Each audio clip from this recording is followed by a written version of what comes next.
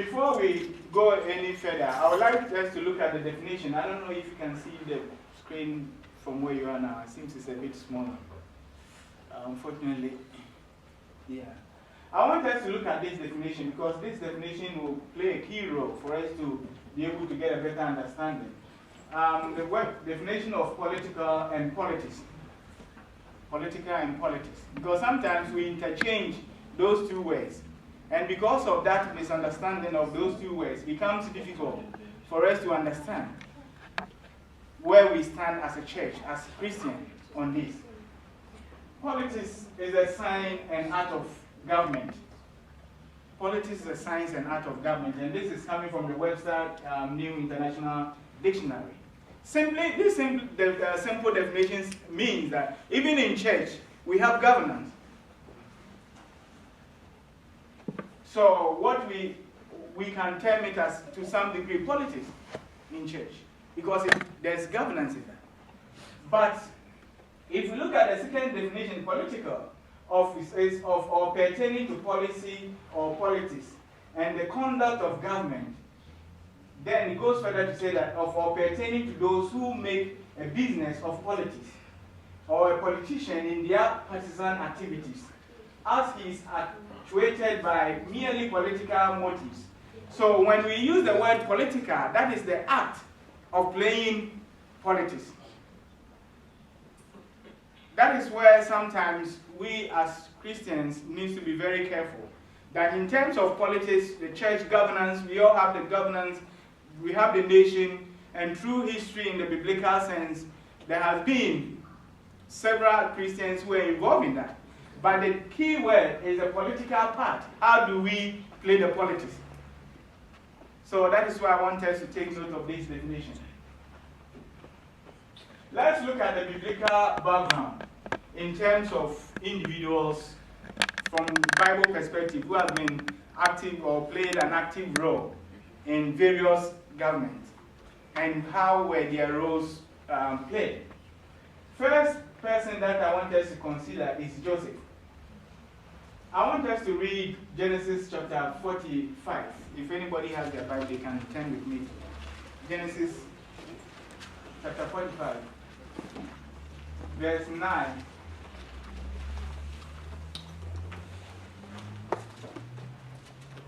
Let's read verse 5 first and then verse 9.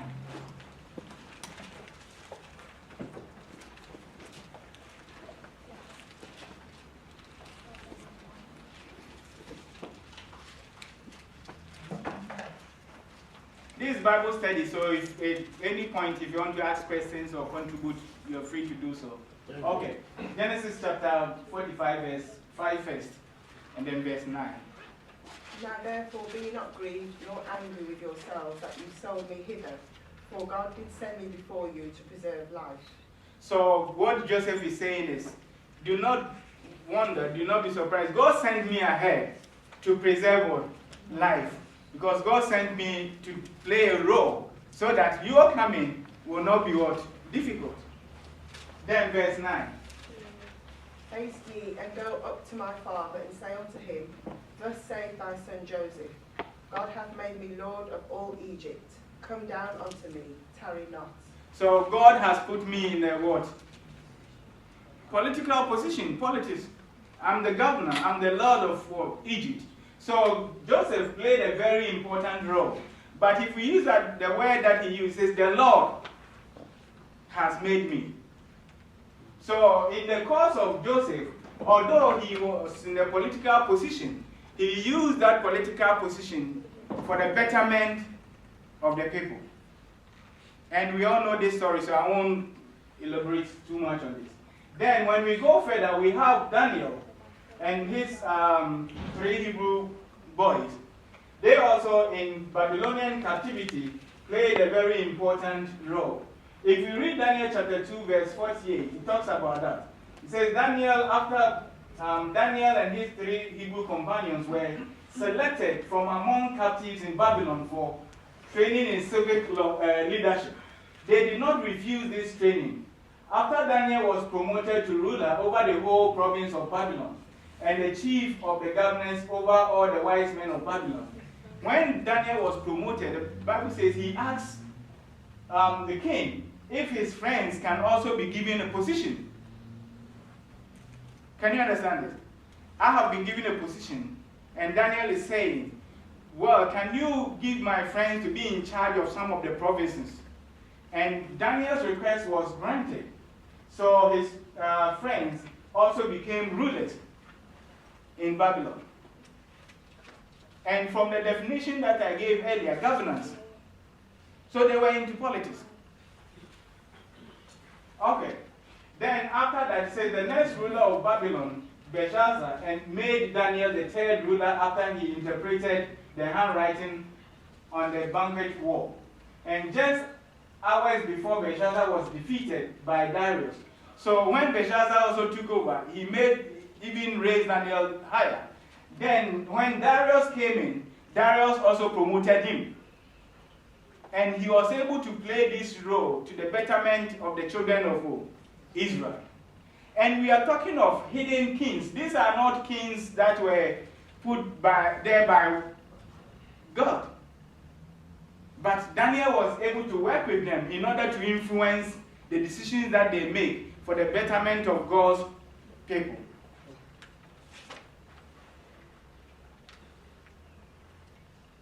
Then if we go to the book of Esther, we have Mordecai, the Jew. It says Mordecai, the Jew, sat in the king's gate and was on one of the king's Ahasuerus' servants. And we all know the story that Mordecai, after Haman's death, Mordecai also was given a position in the kingdom where Ahasuerus, the servant, was one of those who appointed Mordecai into that position. And you can read this from Esther chapter 2, verse 19. In addition to that, we have Esther herself, who was also the queen. And we all know the story of Esther. But they all use this to the betterment of what? The people. So sometimes God places certain individuals at a certain position for his purpose, so that they can defend God's people. So the key word that I want us to understand in all this is the motive. Is the motive.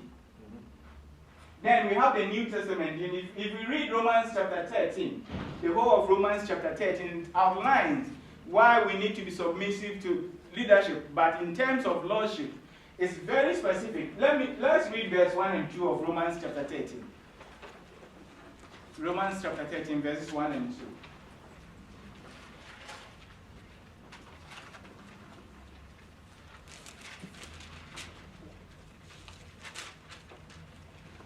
Let every soul be subject unto the higher powers, for there is no power but of God. The powers that are ordained of God. Whosoever therefore resisteth the power, resisteth the ordinance of God, and they that resist shall receive to themselves damnation. Okay, so that is the power. So God put people into a position, and he expects us to accept those individuals.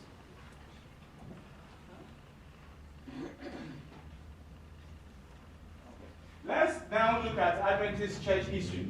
So I've given you just a synopsis of the biblical, the Bible individuals that God called to serve in key positions. Question. Yes, Bill, please. I understand that it's saying, let every soul be subject unto the higher powers. But what if they are not in accordance to the word of God? Do you still remain subject? No. It has to be in accordance to the law of God. That is the priority. Because even those individuals that have been listed, Daniel and his, they all did it according to the law of God. And when the time came, I think maybe I should have mentioned that, when the time came where there was a conflict between the worldly kingdom, and what thou says the Lord, they still stood by thou says the Lord, to the point that we all know that the 3 Hebrew boys went into the burning furnace, Daniel went into the lion's den. So always God first. Okay, Sister Maxine. like mentioned Joseph and Daniel on there as being positions of authority. But for me, the difference is they didn't go seeking for that position. They were, put there by God, whereas if you're bringing it down to our day now and people running for politics, they just decide that they're going to run for politics. It's not as though the Lord is saying, well, or maybe I shouldn't, judge, saying that I want you to be in this position for the betterment, for the benefit of God's people. They're seeking it. Oh, I think I'll run for president. I think I'll run for this. It's all about me. And although they, say they're going to do this, that, and the other, and they're not going to do this and that. So I'm not going to go into much detail because I guess you're going to go into that. Yeah. Once they get there, it's completely different. But with people, Daniel and Joseph, they were, what's the word? Full of integrity. That is. They were obedient to the Lord, and that their first priority was thus saith the Lord. Everything else came afterwards. Okay, I think that is the point. And later on, I'll go through counsels from Ellen G. White, which are very, very strong counsels that she has given. No. It's good for us to. It's a good thing explained about that text about every sort of subject, because in America, that's the text. That's what the text is. What the church leaders give to the people in politics. That they should always follow their government, no matter what. Their political leaders, no matter what. And a lot of American people are duped by that, and they won't have any criticism of their president or anybody like that, because they imagine that they've been put there by God, and the Bible says, the Scripture says, according to their church leaders, that they should be subject to their political leaders, no matter what. So it's a good thing because there's a difference between following our political leaders, but when the conflict comes is when they afflict their conflict. That is why we have the laws of the lords and the King of Kings, in the person of Jesus, who is above every person put in any position, political position. Okay. The thing about it, when we're talking about government or governance, whichever it comes into, we're going to find that the political side could be a democratic, a dictatorship, or could be anything at all. But God's government is theocratic, and God is the head.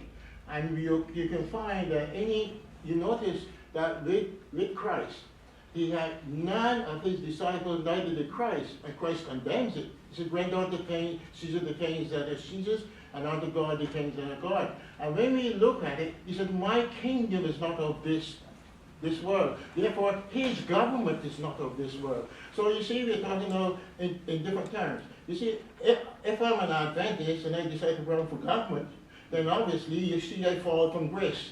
Because first, God said we should not be unequally yoked. And what is that? And that we shouldn't be coupled with people in this sort of thing. Like we will come to that point. We will come to that point. Let me look at this quickly because I have a lot to cover on this. It says at General Conference in 1865, the following resolution was adopted under the heading Voting. Resolved that in our judgment, the act of voting, when exercised in behalf of justice, humanity, and right in itself, is blameless and may at some times highly proper, but that the casting of any vote that shall strengthen the cause of such crime as intemperance, insurrection, and slavery, we regard as highly criminal in the sight of heaven. But we would depreciate any participation in the spirit of party strife. And the source is there. Then if we go further, it says it is possible to heed this counsel and at the same time exercise your right of franchise in national and state elections. So the counsel is you need to be very careful of voting, because when you vote for something and you vote for slavery, or you are part of it, exactly. At the moment when you take that vote, you are supporting that. Then it goes further to say that we believe it is. So is it possible to vote and still make sure that you do what is right? It says one can vote for a certain men and measures. He can give his support by ballot to ways and means which make for a good of the state and the society. At the same time, keep free from the control or the domination of or spirit of some political parties which advocates the measure which he approves. We know of many brethren who have done this for years. They engage in no political agitation or discussion, privately or in public. They do not pose as advocates or supporters of any particular political party. They seek always to recognize principles apart from the above men. If they vote, they do not link their interests with such parties. They cast their vote for the candidates whom, in their judgment, are best qualified for particular offices, without reference to party affiliation. We cannot believe that in so doing, they violate the spirit of instruction which we have received. When one becomes partisan, when he dabbles in politics, seeks to unduly influence votes, links himself with some political party to work for its measure and its candidates, regardless, that is the point that I want us to understand, regardless of the principles involved. It is this spirit against which we are warned. Yeah. Sister Etta and Sister Carol. To me, this is understandable when we're talking in terms of worldly politics and stuff. But we still, as an organization, we still have our own politics, if I may say. Yeah. We still have some bias in our voting. We still have some political affiliations, if I may say, in terms of who do we support within our own organization, if that makes sense. How does that sit with that statement? That is wrong. That is wrong. Within our own organization, if people are politicking, then it's unchristlike. Yeah. That is the basic point. So why do we vote? Why do we vote? The moment we put voting in, we are actually...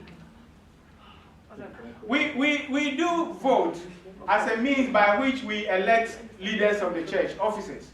Yeah. But that vote comes in to say that when you consider a person, yeah, and you feel that the person is the right person to do the job, then you vote for that person, rather than me coming to you to influence your decision, trying to buy vote, trying to persuade people. That is what the warning is about. Okay, Sister Carol, you are next. Sister touched on what I was going to say, but I've never actually studied anything about voting systems and so forth, or thought about the political and the church. I've always thought of render unto Caesar what belongs to Caesar, but how do you go about it when your cards come through? Do Adventists vote, or do they not vote? But that is why I'm going through this lesson, so that we will understand that. Okay. Edda, you wanted to say something? Yeah, well, my position on this, and it's something that I gave thought to a long time ago, I don't vote, simply because we can't vote for individual policies, we have to vote for parties. And unless all of what they are doing is in agreement with God's law, or at least not opposing it, then I don't feel I can vote for them. So when we have political parties that are pushing homosexual marriage, if you even can tie the two things together, I can't in good conscience vote for that because I'd be supporting it. So to keep crossing from church politics to outside politics, which one are we focusing on? Okay, please, let me put it this way. I'm focusing on world politics first. Then, the same principle, we apply that to church politics. You understand what I mean? So let me go through this and then we apply the same principle. So one of the pioneers of the church, Pastor J. Lama, one of the General Conference presidents, gave this statement. It says, and this is 1952, the church has never attempted to instruct its members as to how they should vote or for whom they should vote. These are matters that must be left to the members' individual conscience. Nor has the church placed any ban or a censure on its members if they, as qualified citizens, choose to exercise their right to vote, or on any who may choose not to vote. So this is something that, as a church, is up to individuals to exercise their right to vote. So it's not in the power of any individual to come and tell you that you should vote for this person or you should vote for that person. At the same time, nobody should be able to tell you that either you should vote or you should not vote. It's an individual choice, as their conscience judge them. Then this is the same, more or less, repetition of the same thing, to say that it has to be with your conscience, how you feel, how you perceive as individuals, not collectively as a church where we can say that this is what we are voting for or that is the person we are voting for. It's wrong. As a church, we do not have any stand. I'm talking of world politics, so let's bear that in mind. And the same statement from Review and Herald. And this is a statement from GC website. It says the Seventh-day Adventist Church is mindful of the long history of the involvement of the people of God in civil affairs. And they've cited Joseph, wielded civil powers in Egypt. Similarly, they gave also Daniel. So in our church history, Adventists have joined with other religious and secular organizations to exert influence over civil authorities to seize slavery and to advance the cause of religious freedom. So there comes a time where the church also joins in to stand up against certain things. And I remember was it 2 years or 3 years ago, when the gay issue came up, the Seventh-day Adventist Church, through Pastor McFarlane at that time, I think about 3 or 4 years ago. Ian Sweeney. No, before Ian Sweeney. I think it was it Ian Sweeney or McFarlane? They wrote a letter, and we all got a copy of that, strongly in support and against of what the government is doing. So what they're saying is there comes a time where we need that to exert our influence.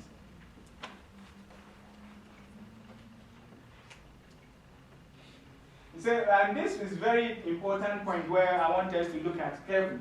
So the growth of the Seventh-day Adventist Church has resulted in a corresponding growth in our ability to exert political influence in some areas of the world.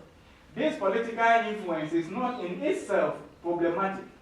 Indeed, Adventists may properly aspire to serve in positions of civil leadership. Nevertheless, we must remain ever mindful of the dangers that are associated with religious influence on civil affairs and assiduously avoid such dangers. So inasmuch as it's individual right, but the warning is what? There. That we need to be very careful how we get involved into this. And if you read the whole passage, I have to summarize, I couldn't put so many things on. It even warns us about how we get funding from government. Because most of the time when you get those money, you are exposing yourself to them for them to dictate to you how you should go about your business.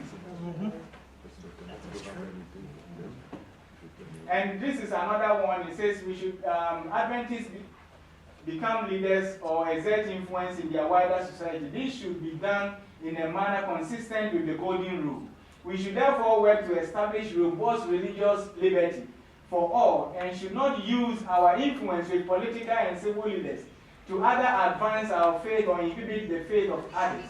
Adventists should take civil responsibilities seriously.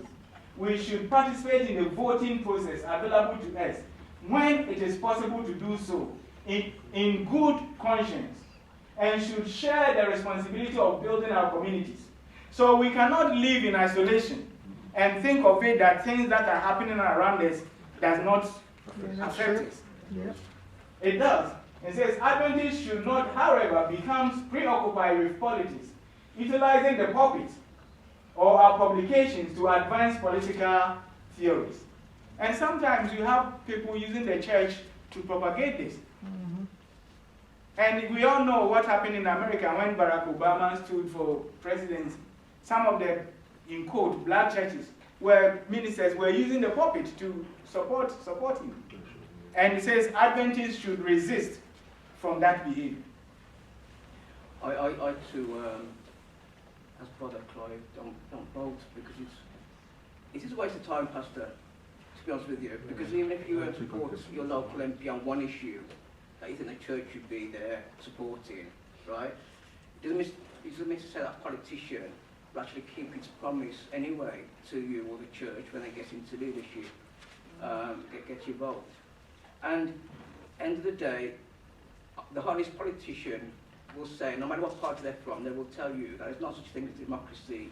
I mean, it's a long, for me to explain that, it's a long issue, but there's no democracy. All the parties, they might seem to one on the left, one on the right, one in the middle, but at the end of the day, they're all influenced by beyond the shadows, shall I say. So no matter who you vote for, you know, I think it's a waste of time. And we all know what politics are heading for anyway, to bring us under law, to stop persecuting God's people at the end of the day.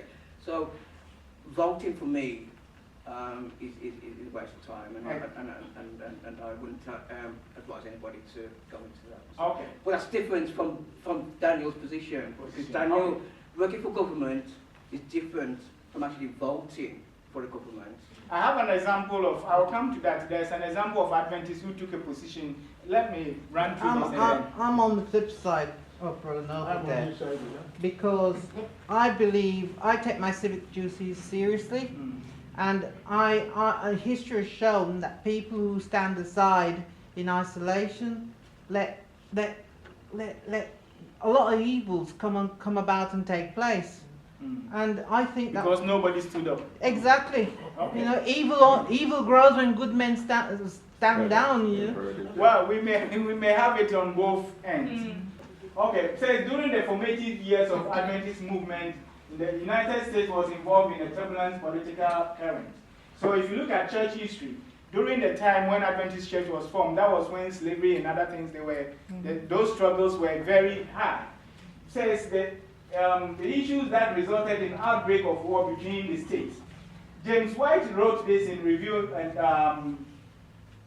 21st August 1860. Says the political excitement of 1860 will probably run as high as it has for many years, and we will warn our brethren not to be drawn into it.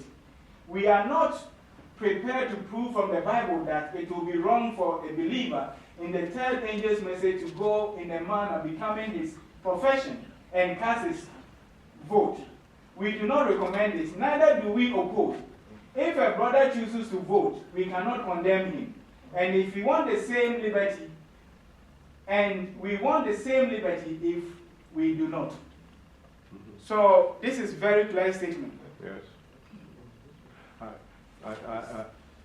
The way I see it... please, let me come to you first, because your hand went up, and then yours and Sakara. The last time I voted was when Tony Blair was elected Prime Minister, and I remember going to work the next day. I worked with, at the time I was working with a Christadelphian, and I was asking him if his guy got in. And he said, oh, I don't vote. And he quoted this passage of scripture to me, and it made me think. That's what changed my attitude. In Daniel 4, where it says that this is Daniel 4:17. This matter is by decree of the watchers, and the demand by the word of the holy ones, to the intent that the living may know that the Most High ruleth in the kingdom of men, and giveth it to whomsoever he will, and setteth up over it the basest of men. So on the basis that God actually is the one who determines who gets into power, I don't need to vote. God will decide. If I could vote on issues and express my approval or disapproval of an issue, I would vote. But because I can't do that, I have to vote on a party who will say that they're going to do this, but then they'll do something else. Okay. Well, that is your conscience. That is what the study is talking about. Sister Carol. I was thinking about the time that Joseph was put into working for King, and that became, he was sort of a prime minister in Yes. that way. Yes. So God gave him that power. So how would we, if we was Christians then, would we have had to vote to keep Joseph? How does that? We have something now from God that's in power. Well, there are at times in the history of Christendom, God placed people in a certain position to intervene on behalf of his people. And this has been consistent through biblical time, even till in our days, that God always placed people in special positions to intervene when the children of God are being persecuted.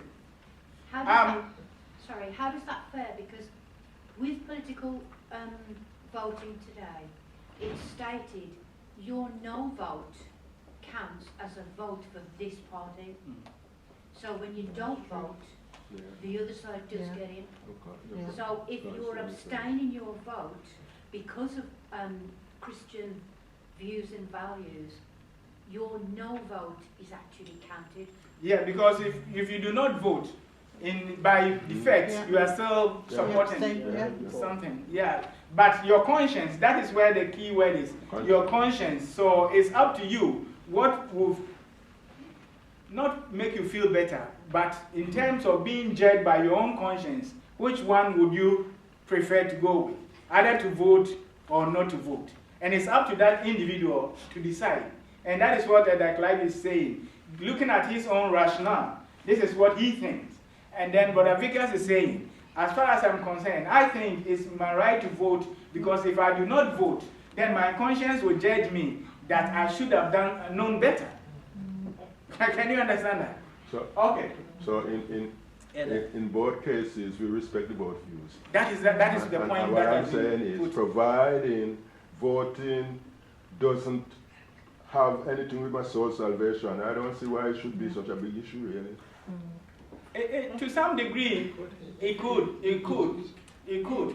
That is why being silent can also at the same time be costly when you choose not to vote, because there are certain things that those people can also affect your salvation. But let's not place too much emphasis on our vote and thinking that we've got a say in world politics. Remember when George Bush came into power in America, he tried to get electronic voting in certain states where he had these machines and people would come in and you know, like have these cards and select their voting, whatever, instead of like other voting, whatever. But these machines, most of them didn't work, and they had to recount and whatever. End of the day, their votes were manipulated, and this guy did an investigation into the voting when George Bush came in, and he tried to like use electronic voting systems and so forth. And he found out, to his extent, to his own cost, that George Bush's government, or the people around his government, right, didn't count the votes they didn't want to count, and so on and so on and so on. They were manipulated in other ways, in other words. So don't let's think that we've got a say in world politics and, you know what I mean, and things like that. We haven't. As I said before, it's the people behind the scenes who control the political parties anyway. And it's not what the Prime Minister says that goes. It's what the companies, these big companies and bankers say that goes. So let's not, you know. But what we are looking at, we are talking of you as an individual. Yes.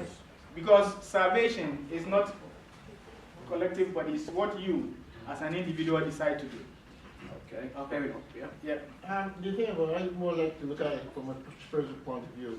You know, the Bible says that even in the church, we teachers having engineers their own selves. All right? That means that I vote according to my conscience for this person, and you vote according to the other. And in the actual fact, it's the human that's selecting who they want to be leaders. And if we are Christians, and I put that strong, if we are Christians, then who are we controlled by? Now you brought Joseph, you brought Daniel, and you brought and others. Now let me say one thing to you: they had no votes. They had no votes. But they had a right to reject that position. Yes, they had the right to reject reject those positions. But you see, the reason why they did reject, because they were obeying the orders of the land that you just read in but at the same time, Romans 13. We will come back to that. That is why I wanted to finish everything. At the same time, somebody can have a vision. The Lord can reveal to somebody to say that, I want you to go into this position. I want you to stand for this position in order for you to be able to stand for my people. And I can give you an example. I come from Ghana. In 2001, we had a big situation in the country where all the government universities in the country passed a law that most of their key exams were going to be on Saturdays. Yeah. And I'm talking of all the universities, not even one. And it became a big issue. The church took it up. It was a battle for almost 6 months. But God being so good, the deputy justice minister was an Adventist. And as soon as he stepped in, within few weeks, the whole thing died out. So in that case now, on our behalf as a church, we can say that God placed that person there to be able to exert an influence for the benefit of the whole church. Can I say one thing? So we have to be careful how we condemn it outwardly. It's not condemnation, but I'll give you another example. And I'll tell you exactly what it's all about. I had a stepdaughter. She was studying at Birmingham University for chemistry. They wanted her to take the exam on a Saturday, and she said no. And did you know what happened? They turned around and changed it, and now they take the exams on Fridays. You see, so if you stand up for God, God will work it out His way. He don't need our help. There's a difference between one and that's only about 2 years ago, 3 years ago. There is a difference between an issue where an individual needs to stand up for themselves, which is, even in that case, if you still have an Adventist, they can still intervene for you. If you have an Adventist lecturer in the university, they can still intervene for you. It's unfortunate. I want to run through this. I went to Presbyterian and Methodist Secondary School, which is one of the large secondary schools in Ghana. And in our school, because it's not an Adventist school, it's compulsory that you have to go to church worship on Sunday. And they use Sabbath, which is Saturday, for all the cleaning and every activities on campus. It's a boarding school, so we stayed on campus. When I went to school in my first year, we set up Adventist Union on campus. In the course of that, we stood up that we are not doing it. We were not getting anywhere. Even some Sabbath, when we go out to worship, because we have to leave campus to go and worship in church. And then when we come back, we were punished. Until one of the teachers, who happens to be an Adventist, and we didn't know, but when he saw that we were together, he came on board, and within a short time, our case was dismissed. Yeah. So sometimes God places individuals at a certain position to exert influence. But what we need to understand is your motive. Yes. I want to run this through quickly so that we can ask questions after that end. For educational purpose, which did not interfere with any church program. Upstream Street have it as well with that side. So it depends on the condition that is attached to it. Okay. Ellen G. White comments, says the Lord would have His people bury political persons. We cannot with safety vote for political parties. Let political persons alone. It is a mistake for you to link your interest with any political party, to cast your vote with them or for them. And this is a very strong statement. Yeah. What we need to understand is that sometimes when we read Ellen G. White's writing, we need to take it within context. Yes. Yeah. And we should not take it out of context. Amen. Because if I leave this quotation with you, you will leave this room to say Ellen G. White does not support voting. Right. Can you understand that? Yes. But it's far from that. It says in a statement first published as a tract. So I'm giving you the strong statement first, and then I will come back to the other side. In 1899, Ellen White said that we are not to vote for men that use their influence to regress religious liberty. Right. For if we do, we are partakers with them of the sins which they commit while in office. Yeah. We cannot with safety take part in any political schemes. She said Christians will not wear political badges. That is a very strong statement. But I want you to wait for me to finish it. Another strong one, it says, political issues or activities. Let political persons alone.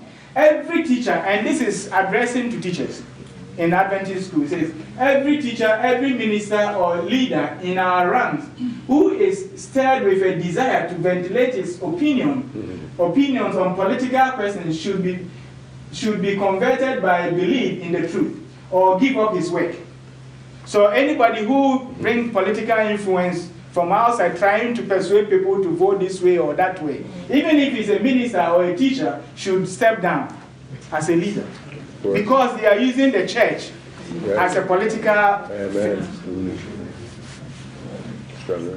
It says, God calls upon the teachers in our schools not to become interested in the study of political questions. And this is from Fundamentals of Christian Education. So I want us to understand this very well. So, but it needs to be understood in context. James White wrote this. I brought this statement for a reason. James White wrote this, he says, we as people, as Adventists, have before us all-absorbing subject and a work of the greatest importance, from which our minds should not be diverted. It should be our duty to adapt ourselves as far as possible without compromising truth to all who comes within the reach of our influence. At the same time, stand free from the strife and corruptions of the parties that are striving for the masteries. So this is talking about our influence. And this is from James White. That's how we influence people. Because politicians are there to grab votes.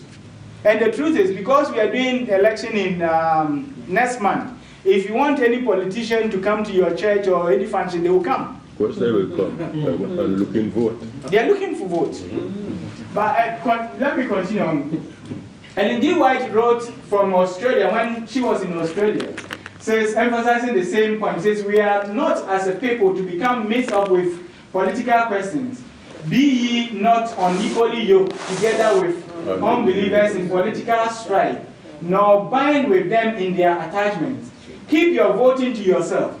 Yes. Do not feel it is your duty to urge everyone to do as you do.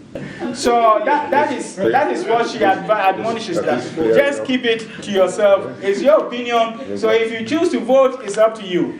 But do not use that. So as a pastor, I cannot come to church and talk about, oh, the Labour government is, or the Conservative is not doing this, they should have. It's not in your place to do that. Amen. Another one, it says, while Seventh-day Adventists are to vote. This is the guidelines that she has given, and I want us to look at this carefully. While Seventh-day Adventists are to vote, they are to cast their vote with prayerful consideration. And this is from Selected Messages. And then if you look at Fundamentals of Christian Education, it also states that Adventists cannot safely vote for political parties. So it simply means that the point, somebody brought a point that when you take overall perspective of what they stand for, it becomes difficult for you to vote for one political party because you cannot accept all their manifesto. Then we have Adventists becomes partakers in the sense of politicians. I was trying to summarize those 2 pages on 1 page. So Adventists, if voting, must remain free and independent. He should not vote the party ticket without analyzing the individual candidates and what? Issues. The attitude, right and wrong, my party is foreign to the intelligent Adventists. Adventists, if voting, cannot participate in underhanded political practices. We cannot, with safety, take part in any political scheme. Yeah, I think the underhanded practices is when people go around trying to persuade you by vote, which the church politics sometimes the same influence comes in. Sadly to say. Yeah. Sadly to say. Sister Etta. I think really and truly voting really is just like approving their manifesto, like you were saying. You are not having any say in how they write their manifesto. Because what are we? We are people of valueless opinion, just approving their manifestos, if that makes sense. So in other words, I understand where that is coming from. Yeah. Okay. And even, Pastor, even the good, so-called good politicians who go to Westminster with a good heart after a while, they say they become corrupted and they're told what to do by the party and they haven't got independence anymore. And so, I'm sorry, but I still consider sense in voting. I wouldn't say to everybody, don't vote. It's not my right to say that. But as for myself, I abstain from it.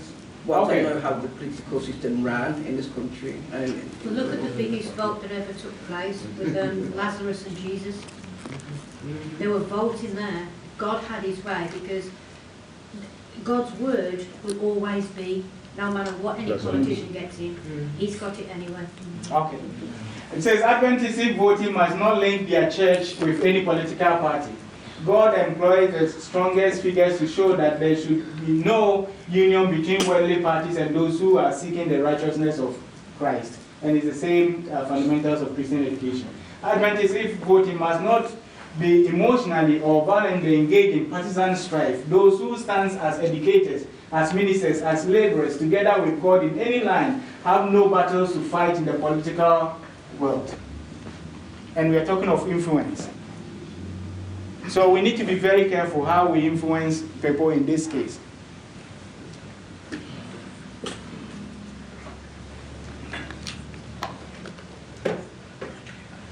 Then the question that we've almost covered already, can Seventh-day Adventists participate in certain aspects of politics with good conscience? Are we ever to help in making of laws? And if so, how? Is it ever proper to hold public office, either elective or appointed? The truth is, if we look at the political system in this country, the church is a bit distant from the political system. Yes. But we have some other countries where the church is very close to the political system. Yes. And that this lesson is very imperative. Let me explain this further. What I mean by that is, in this country, I've not seen any Adventist standing for MP yet. But if we have, in our case, where somebody in Wolverhampton is standing for a position in Parliament who is a Seventh-day Adventist, or in Birmingham, let me put it in a larger context, then the influence comes in. They will be trying everything possible to get everybody on their side. Yeah. And those are some of the issues that we need to be very, very careful. That even if somebody chooses to stand for local council election, that person is doing so at their own conscience. And we as a church should not be allowed for that person to use the church as a political platform for that purpose. Mm-hmm. Sister Carol. We're looking at this today, but do other church members in other denominations look at such things? Do they even understand what they're voting and how they're voting comes across with their conscience and God? When you say other denomination, what? Like you've got New Testament, prophecy. All those churches, do they actually realise, do their members actually realise the voting system and how we're looking at it today? We can see you truly shouldn't vote because it's corrupt. We are not saying that we shouldn't vote, please. No, we're not saying you shouldn't vote, but we're finding the corruptness within it and the conscience. That is our individual views. Somebody will not hold the same view. They believe that when they vote for a certain party, the party will still at least make a right decision on certain things. But almost across, it's coming across that way, as if we are all on the same level. But that is not the general trend. Okay. Shall we continue on then? There's a, it says, careful study of two statements by Ellen White in education, and this statement gives us a little background which we all should understand to guide us in this way, either we can stand for political position or not. Many a lad of today growing up as the Daniel in his Judean home, studying God's word and his works, and learning the lessons of faithful service, will yet stand in legislative assemblies, in halls of justice, or in royal courts as a witness for the King of Kings. That is, witness is not limited to occasional appearance on behalf of specific issues, and in fact includes participation in legislative decisions. So what Ellen G. White is saying, and this was to students, he was addressing students, It says, there may come a time where some of you may be like Daniel, where you need to sit in the city council, in the government, in parliament, to make legislations on behalf of the country. Can you understand that? The same person is saying that you need to be careful how you get involved in politics. But at the same time, she is saying there may come a time where some of you need to be in certain positions to exert influence, to make laws. It says, it is evident from another statement by Ellen G. White, which says that, have you thought that you dare not express that you may one day sit in deliberative and legislative council and to help enact laws for the nation? There is nothing wrong with this aspiration. Have you thought that the same thing? So if you look at this, I was trying to put it in a larger text. So people may have that higher aspiration to say that there may come a time where you need to stand for something. And I know that this has happened not long ago in Jamaica. Yeah, I was just coming to that. With the Governor General. I think he's still the Governor General. I don't know if he's retired now. Yeah, Pastor Allen. Pastor Allen. And it became a bit this divisive issue why he took that position. But as far as he's concerned, he felt that he can use that position to influence a larger audience. So when it comes to that, then you need to pray about it. That is it the Lord's leading or for your own motive? Because I want to read the next slide or two. Then Sister Etta, I will give you a chance to.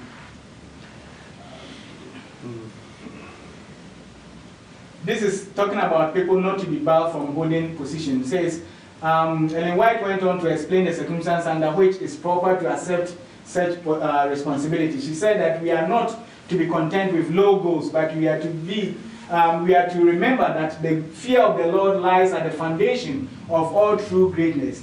We are to hold all temporal claims and interests in subjection to the higher claims of the gospel of Christ. And I think that is what Sister Maxine said. So if you are thinking of that, then you need to be somebody who is well-grounded and will be able to stand up to the point that even if you have to be fired, you will be prepared to be fired. Yes.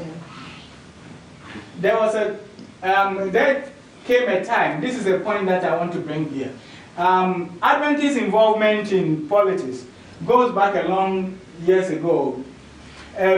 There's a man by name Elder William C. Cage, and in the little city where he lived, they were looking for a mayor, and because the mayor there at that point in time was not serving the people well, they called on him to stand for that position, and they voted him in as Adventist into the position. But I want us to understand something here. When he accepted that position, within a year, if we go to the next slide, within a year,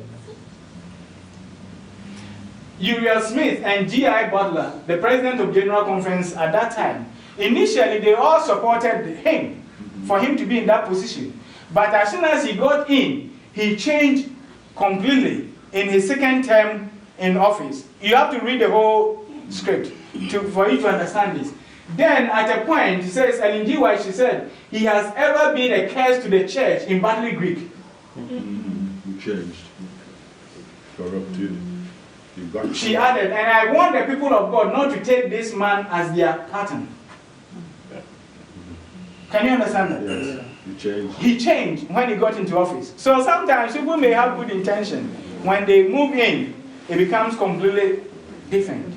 But what we need to understand that most political establishment, when you are holding those positions, there are certain things that dictate how you behave.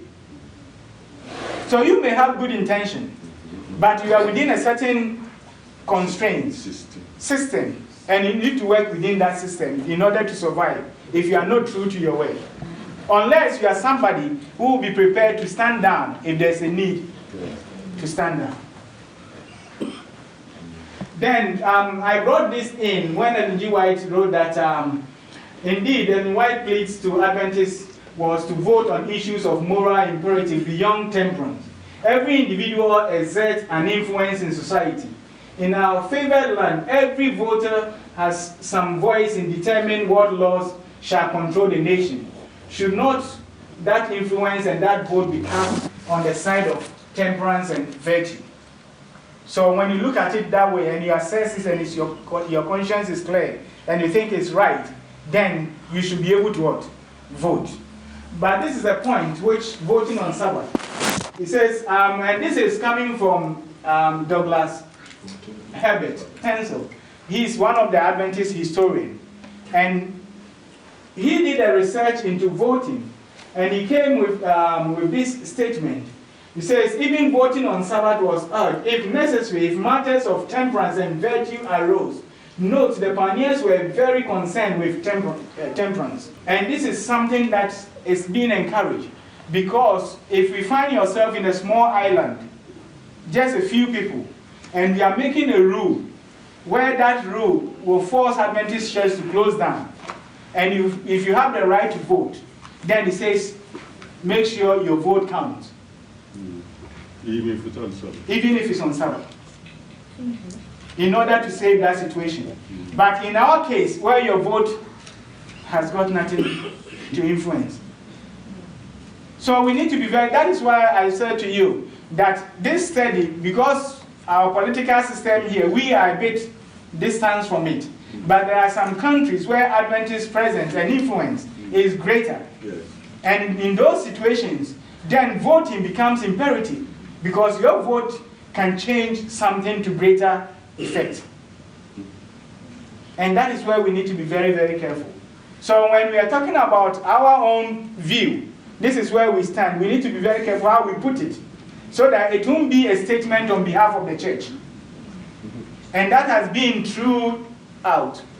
Because sometimes if I stand here to say to you, this is what I believe, and if I'm not careful how I may say it, somebody will leave this room to say that Pastor is saying that it's okay to vote because Pastor is voting, which is completely wrong and misleading. So in conclusion, say Adventist attitude towards civic and public affairs seems to be that the genuine Adventist is primarily a citizen of the heavenly kingdom, established upon principles outlined in the Bible. The true Christian is a converted man, an ambassador from God to men.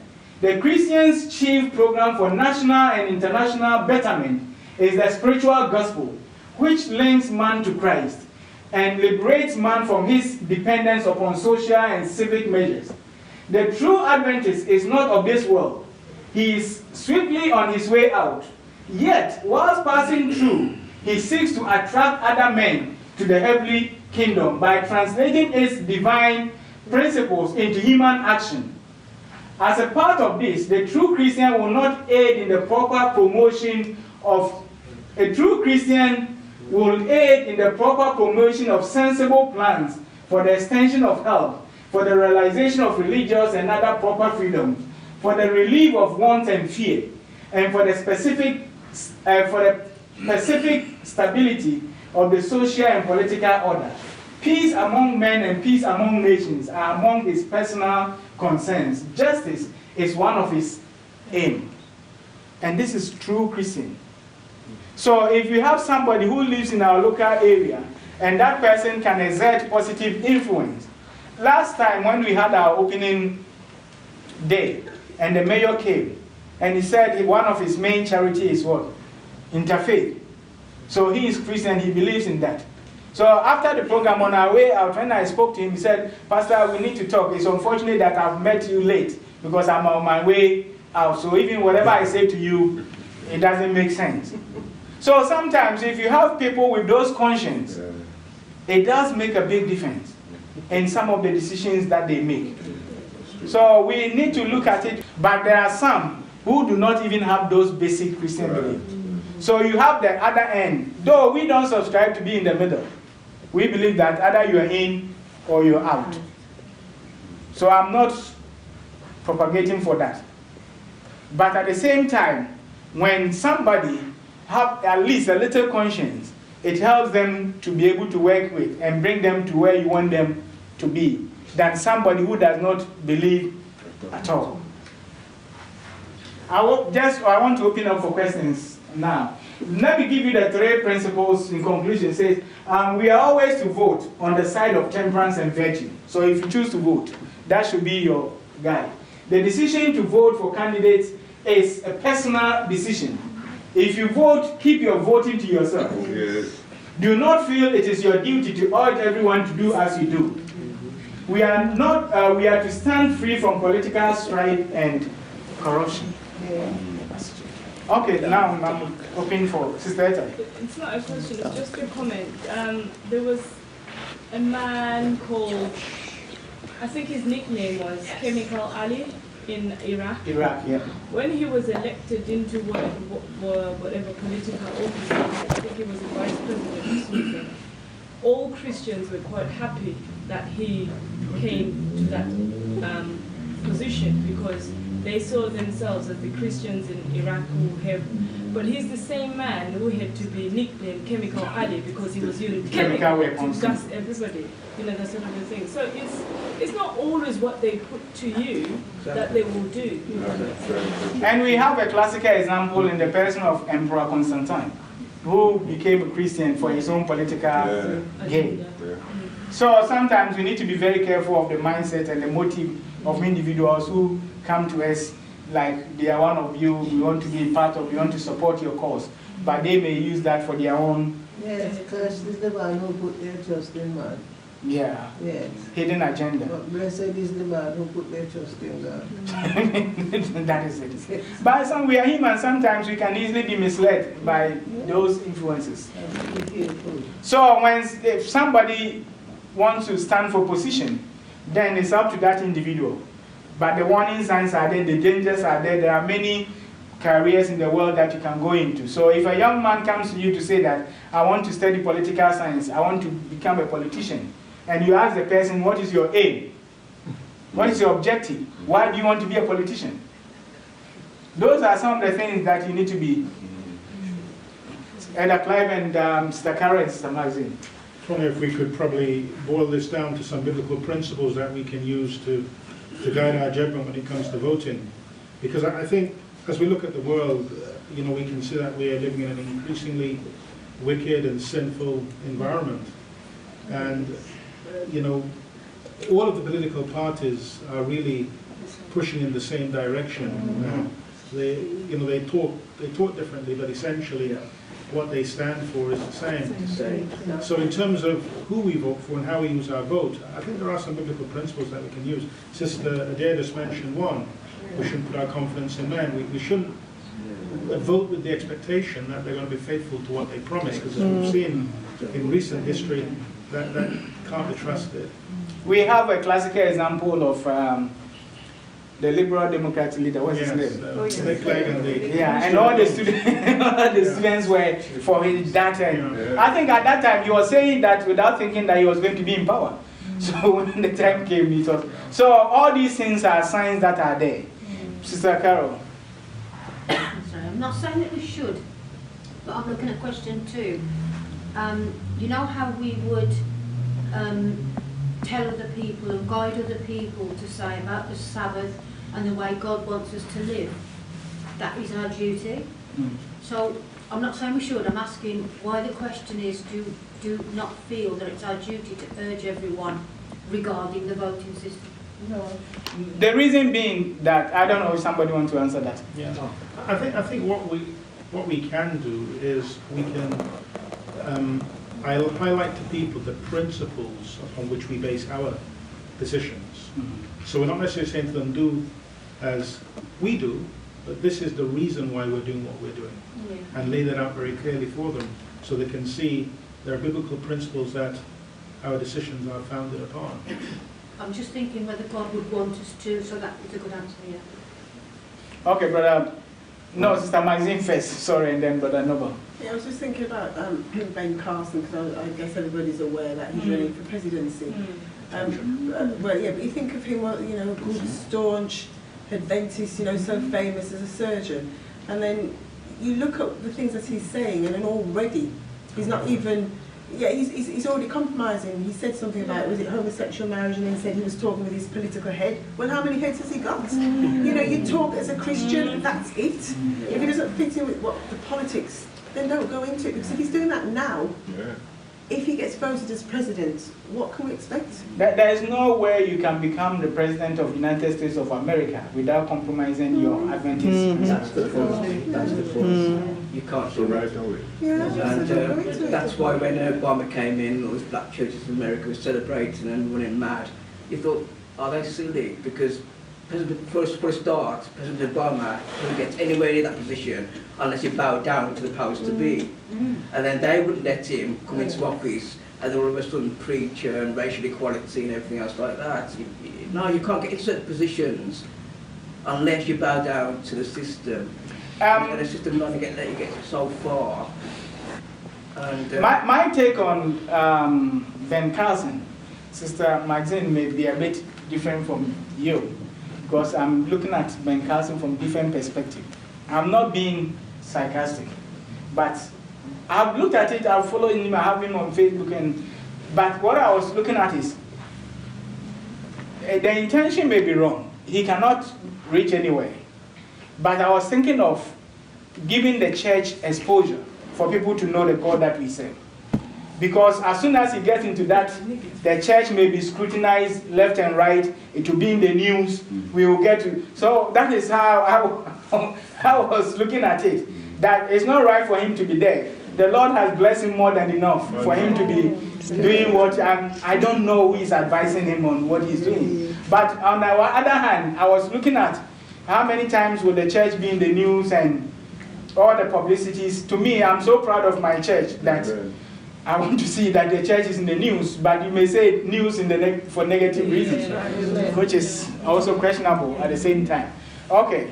The question is, if we can vote according to our conscience, why can't we have some person there to vote for? Now, if you find it that the person should be there to be voted for, then obviously then we should be voting. Now, that's how it is right down the bottom line. Let me draw this now.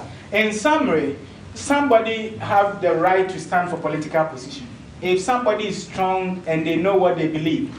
And the truth is, sometimes people want the truth. In as much as you are talking of corruption, if you are firm, you stand on principle, you can stand and win positions of influence. But if you cannot and you are going to compromise, then do not do it. Then that is the question that we are raising with Ben Carson. Because as soon as you get to those positions, there are certain things that you need to give political answers. You cannot call black and white. So when it comes to the issue of gay, you cannot publicly say, I'm against gay. All gay people will go to hell. Can you understand that? So if you are asked, do you believe or do you support lesbian and gay? Well, as a Christian, I don't believe, this is my view, but I do, accept that people are, and then you go round and you give a vague answer. Whilst God has given you the clear conscience to call a sin a sin. Yeah. So those are some of the dangers that are associated with political positions. But apart from that, if you can be strong and be true to your word, then Daniel did it. And he ended up in lion's den. The 3 Hebrew boys did it. They ended up in burning furnace. So if you are prepared for all those things, why not? Go for it.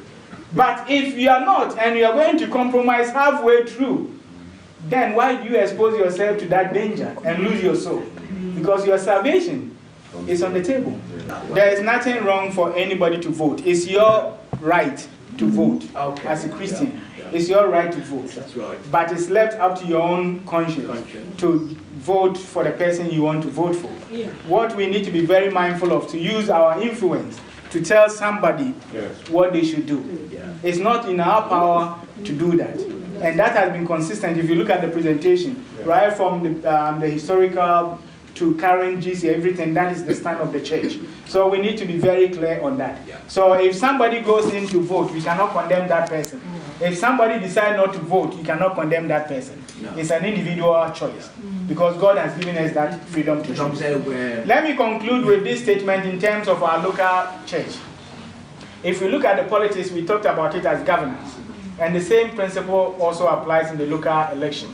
Whereby when the time comes for nomination, we need to be very mindful that it's a spiritual exercise. And we should not use our influence to dictate who is in a certain position. As a pastor, if I have my way, I know people that maybe I will choose. But it's not about me, it's about God.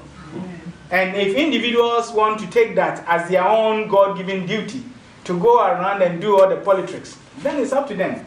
I've seen church election. As a pastor, I've chaired nominating committee where individuals have come with a sheet of paper with their own selection.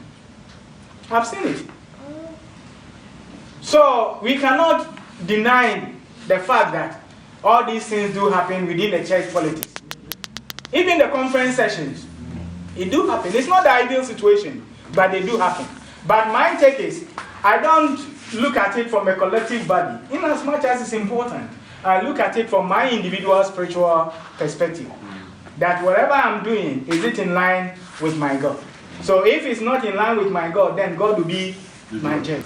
Okay. So please, let's live with that understanding that God has given us the right to vote. It's our divine right, it's our civil right. It's up to that individual to decide how they want to use that. They want to exercise their right to vote.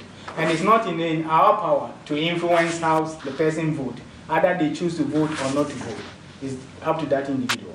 And I pray that God will give us the wisdom as we go through this period of election and be able to make the right decision that will not lead anybody astray from God, but will rather draw us closer to God. Amen. Thank you. When is the next one?